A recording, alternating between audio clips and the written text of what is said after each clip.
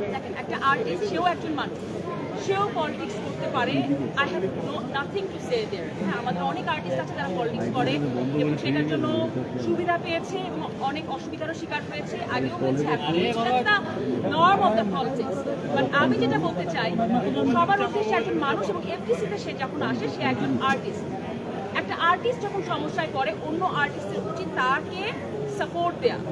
আমি মনে করেন আপনারা আজকে যারা সাংবাদিক আছেন, আপনারা যখন একজন সমস্যায় পড়বেন, আমি সবসময় দেখি সবাই ঝাঁপিয়ে পড়ে তার জন্য, সো গুড। বাট এই সেম জিনিসটা আমরা আর্টিস্টদের কাছ থেকেও আমরা প্রত্যাশা করব। এটা আমি বলে যেতে চাই, আজকে শাওন আপার সাথে যেটা হয়েছে, আমি শাওন আপার জন্য না, একটা মেয়ের সাথে কেউ যদি এরকম মবের কথা বলে, আপনারা সবাই রুখে দাঁড়াবেন। সেটা সে যেই পার্টি করুক না কেন, একটা মেয়ের সাথে যদি এরকম কথা বলে, এটা কোনোভাবেই মেয়ে না, আসলে ছেলে মেয়ে মবের শিকার হবে, এটা একটা সভ্য সমাজ, একটা সভ্য দেশে কোনোভাবে গ্রহণযোগ্য না। আমার কাজ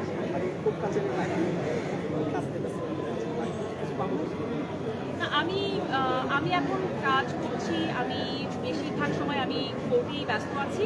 বাট তার পাশাপাশি যদি কোনো কাজ করি, তখন তো আপনারা দেখতেই পারবেন যে কী কাজ করছি না করছি। আর এমন কোনো কাজ করতে চাই না যে শুধুমাত্র কাজ করার জন্যই কাজ করা, সেটার কোনো মূল্যায়ন হবে না বা সেটার আলাদাভাবে কোনো ইম্প্যাক্ট ফেলবে না, এরকম কোনো কাজ আমি করতে চাই না। সবসময় কাজ না, এটা আমাকে বলেছে না, আমার ইচ্ছা নেই, একেবারেই কোর্টের মাঠে দাঁড়ানোর ইচ্ছা নেই। না, আমি অনেক কাজ করি, আমি অনেক কাজ করি, আমি আমার কোর্টে কাজ করি, আমার নিজের কিছু কাজ আছে, আমি আমার বাসায়, আমার বাচ্চা আছে, আমার শ্বশুর বাড়ি, বাবার বাসা থেকে আমার এত সময় হয় না, তাহলে